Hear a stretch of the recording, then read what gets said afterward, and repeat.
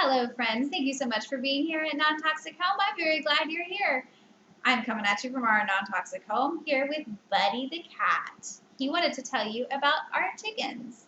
Now, the EMFs didn't just impact me, they also impacted this guy when the satellites were launched most recently. I think it's been 3 or 4 weeks now, actually.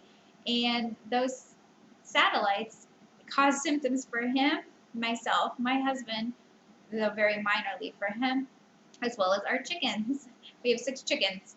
And both this guy, myself, and the chickens suddenly exhibited extreme excessive thirst. It was really, really bad. It's not as bad now, quite frankly. And I discussed in another video as to how I'm treating him and how, a couple of interventions are helping with his symptoms.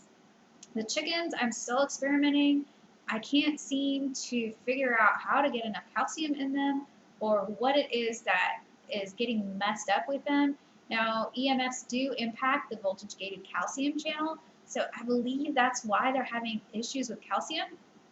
And a lot of their eggs are basically not shelled, and that happens when they don't have enough calcium. Now, I know there's enough calcium in their feed. They have plenty of oyster shells to access at any time.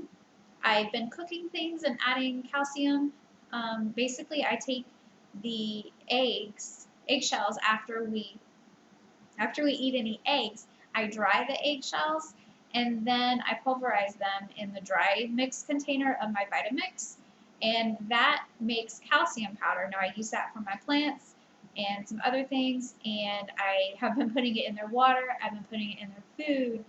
I have been making them scrambled eggs and adding tons and tons of calcium powder to it. Now, chickens are, or I can't think of it, but chickens will eat each other. So I know it sounds very bad, but that's chickens for you. If you have chickens, then you already know that chickens are cannibals. And that is why if one of them gets a sore and they start bleeding, you have to separate them out or they will peck the other one to death. It's sad, but that is the pecking order. If you aren't a farm girl and have never had chickens, then you may not be aware of that when it comes to chickens. Now, they are drinking a lot more, as I mentioned. It has no correlation to heat or temperature. Right now, it's warmer, but when they first started exhibiting the excessive thirst, that was cool. It was warmer the week before, and then all of a sudden they're really thirsty, and I'm having given them water twice a day. So I started adding the calcium to their water. It got better, and then they got diarrhea, and then it got worse again. I've been having problems with them packing their eggs, and I'm certain that it's because they are deficient in calcium, because some of them are still having problems with their eggs not fully forming yet. And, I'm throwing everything I can think of at them. Obviously, lots of calcium, and their chicken coop itself has a steel roof. Our chickens have a standing seam roof. Fancy, right? It matches our standing seam roof perfectly. It's very mold proof. No moisture intrusion under that roof, by golly.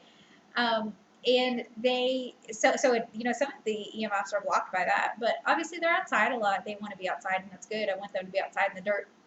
It's healthy for them, just like it's healthy for me to have some dirt under my fingernails. That's good for my microbiome. The chickens, I've been giving them iodine and apple cider vinegar. I'm just running out of things to try for them, and obviously I only treat them naturally. I think I'm going to have to rejigger their nesting box where they lay their eggs, because I don't know how else to get them to stop pecking their eggs. Funny story, I did buy some ceramic eggs and I put them out there with the chickens. I put one in the chicken yard, and then I put one up in the nesting box. Now, the one that was in the nesting box, I put it in the nesting box, and then one day I accidentally harvested it, so I took it out and I put it next to the nesting box, and then the next day it wasn't there. Like, it was gone. And later on, the ceramic egg that I had put next to the chicken coop in the chicken yard, that disappeared too. And it didn't roll down a hill. I don't know where it went. Somebody's stealing my fake chicken eggs, y'all. Isn't that just weird and bizarre? My husband doesn't go out and harvest the eggs. We don't have any kids besides our cats. So I know that nobody else is going out and getting eggs. I don't know what happened to our eggs, to our fake eggs. The one in particular is really bizarre.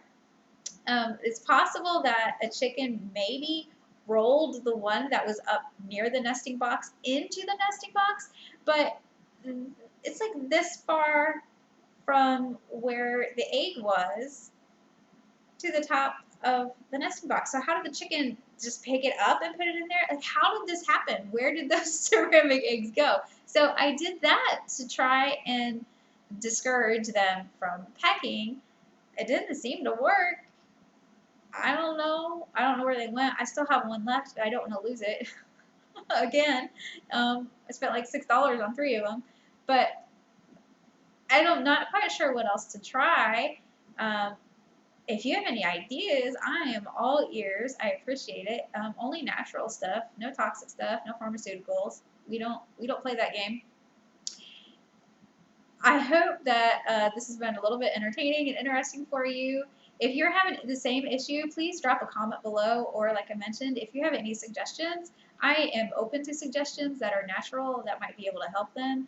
As I mentioned, I believe it has something to do with the voltage-gated calcium channel because EMFs absolutely impact that. There are a number of studies that demonstrate that. I don't know how to help chickens specifically with this. I haven't found any studies that specifically address chickens and calcium and EMFs. I doubt that it's been studied, and I understand. So if you have found this video helpful, interesting, or otherwise appreciate it, please give me a like if you're on YouTube, subscribe, share with your friends, share with like-minded friends or in groups. Thanks so much for being here. Be sure to check out our website and sign up for our weekly newsletter. Thanks so much for being here, folks. Have a blessed day.